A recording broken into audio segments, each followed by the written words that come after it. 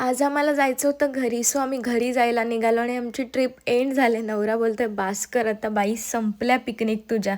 पण बघू, जर मी विचार केला तर अजून मी कुठलीतरी ट्रिप प्लॅन नक्कीच करेल. आणि आम्ही जिथे जातो ना, तिथे मेमरीज क्रिएट करतोच.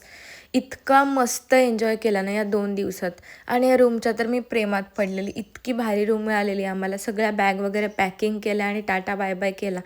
देन आम्ही इथे महाबळेश्वर अमृततुल्य आहे ना, तिथे चहा पिला आणि इतका सुंदर चहा, म्हणजे बासुंदी चाय मिळतो. येताना स्ट्रॉबेरीज वगैरे घेतल्या आणि आमची 2 दिवसाची छोटीशी ट्रिप संपली.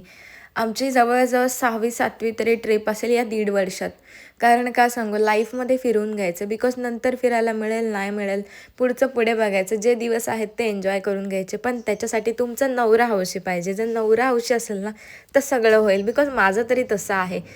महाबळेश्वरला जेवलं, पण इथल्या जेवणाची टेस्ट कुठेच नाही. बिकॉज इथे जेवण खूप टेस्टी मिळतं आपल्या अलिबागमध्ये. तर आम्ही ते वावेला सुरेखा हॉटेलला थांबलेलो आणि हे दादा तर तुम्हाला माहीतच आहे. इतकं टेस्टी यांच्या इथं चिकन रान बोलायला गेलात तर, आणि बाकीचं इतकं जेवण पण सुंदर होतं. सो आमचा आजचा डे आउटर असा होता.